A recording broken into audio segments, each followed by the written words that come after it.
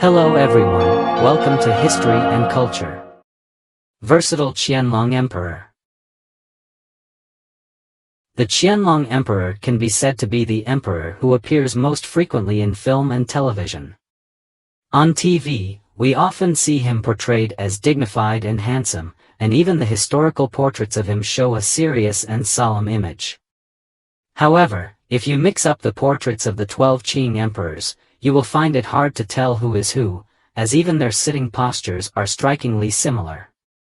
Take Qianlong's ceremonial portrait as an example. Although the Qianlong in the painting is elderly, with graying beard, you can still see his full forehead and square chin, and his eyes radiate authority, an absolute imperial appearance. Moreover, Qianlong is also the emperor with the most preserved portraits. Among these portraits, there is one that looks entirely different from his ceremonial portrait. So, which of these portraits truly represents Qianlong's appearance? The characteristic of imperial portraits during the Qianlong era is that photography hadn't been invented yet, so we can only learn about Qianlong's appearance through these portraits. The same goes for emperors before Qianlong. However, some emperors, such as the last emperor, Puyi, lived in the age of photography, leaving us with photos that show the true face of an emperor. Another person who had both portraits and photographs was Empress Dowager Cixi. Thanks to photographs, we can clearly see what the 70-year-old Empress Dowager Cixi looked like.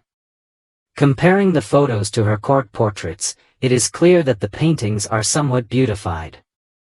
At least the Empress Dowager in the portraits looks much softer than in her photos.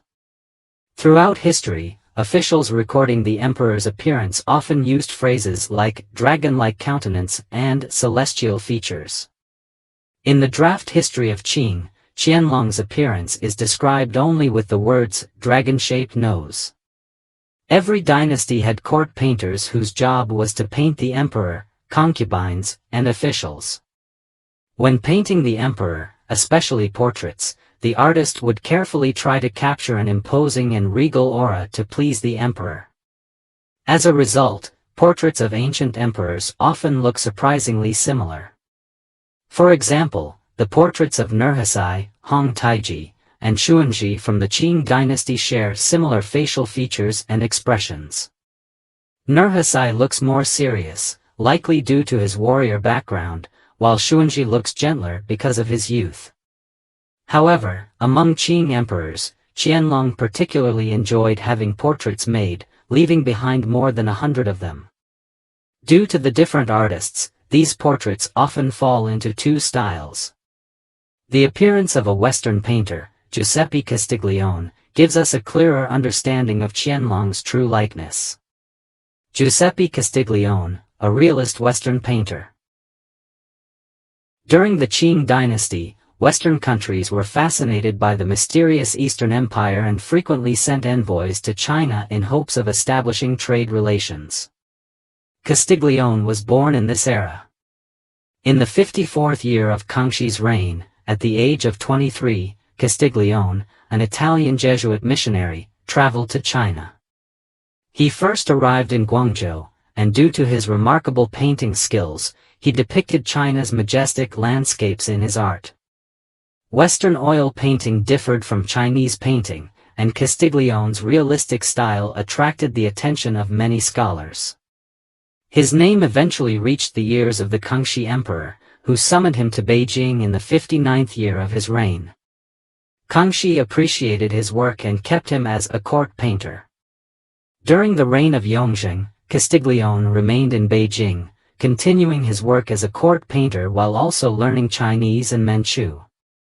Over time, he began studying Chinese painting and developed a unique style that blended the realism of Western oil painting with the aesthetic beauty of Chinese art.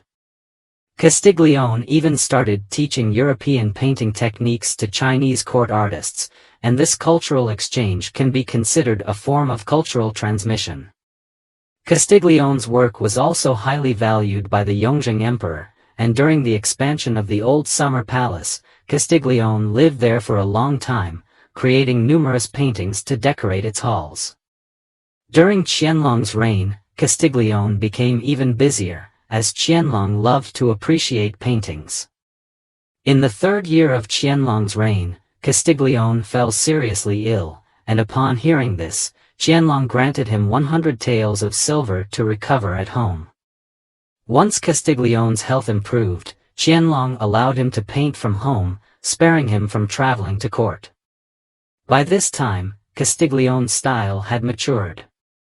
For instance, in his famous painting 10 Prized Dogs, one can see the seamless combination of Western realism and Chinese aesthetics, with the dog's different postures captured vividly. Not only did Castiglione paint for the emperor, but Qianlong also had him paint portraits of his empress and concubines, resulting in the Qianlong in his consort scroll. According to records, the portraits of the emperor, empress, and consort Ling were painted by Castiglione, while the other 7 concubines' portraits were painted by his students. During this period, a small incident occurred when Castiglione was preparing to paint Qianlong. The emperor was playing in the imperial garden with his concubines when he noticed Castiglione painting earnestly.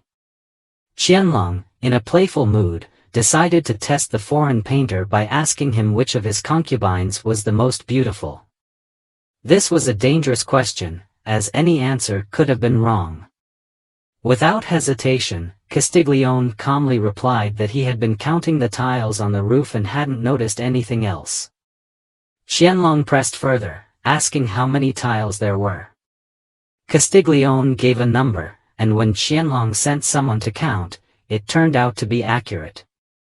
From then on, Qianlong's attitude towards Castiglione changed, and he held him in greater esteem. This incident demonstrated Castiglione's high emotional intelligence, as even in the palace, where a single misstep could lead to punishment, he managed to navigate the situation skillfully. The real Qianlong.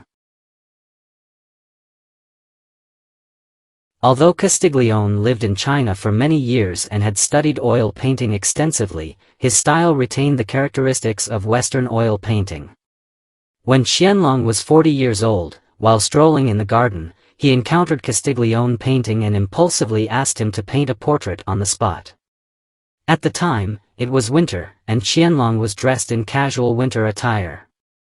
This portrait of Qianlong in winter clothing was created, with Castiglione using the oil painting technique he was most familiar with. Unlike other portraits of Qianlong, this one emphasizes his prominent gutter nose, an inherited feature. In this painting, Qianlong stares straight ahead, his eyes sharp, and though dressed casually, he still exudes imperial dignity. Pleased with the portrait, Qianlong rewarded Castiglione generously and kept the painting in the palace. The rarity of this oil painting makes it especially valuable. But was Qianlong really this imposing? According to the French missionary Jean-Baptiste du Halde's History of the Emperor of China, Qianlong's gutter nose was an inherited trait, with his father, Emperor Kangxi, also described as having a slightly hooked nose. In addition to the winter portrait, Castiglione also painted a portrait of Qianlong in armor while reviewing the troops at Nanyuan. In both portraits, the emperor's height and physique are depicted realistically. It is said that Qianlong wasn't very tall, about 1.6 meters in his younger years and shorter as he aged. The existing summer robes of Qianlong suggest that his height was under 1.7 meters, as confirmed by British envoy Lord Macartney, who described Qianlong as being approximately 5 feet 2 inches tall, around 1.57 meters, when he met the 83-year-old emperor. This version of Qianlong, standing in stark contrast to his portrayal in dramas, shows that even emperors could have ordinary appearances. In the 31st year of Qianlong's reign, at the age of 78, Castiglione passed away in China. Qianlong ordered that he be given a grand burial. Since arriving in China at the age of 23, Castiglione had never returned to Italy, dedicating his entire life to this foreign land. In a way, Castiglione helped bridge cultural exchange between China and the West. Thanks to him, later generations were able to catch a glimpse of Qianlong's true appearance. There are only 2 casual portraits of Qianlong in existence, one of which is the half-body winter portrait, now housed in the Ningxia Contemporary Art Museum, a true national treasure. If you have the chance, you can visit and see it in person. This is History and Culture channel. Like and subscribe are the biggest help and support for us. Thank you everyone. See you next time.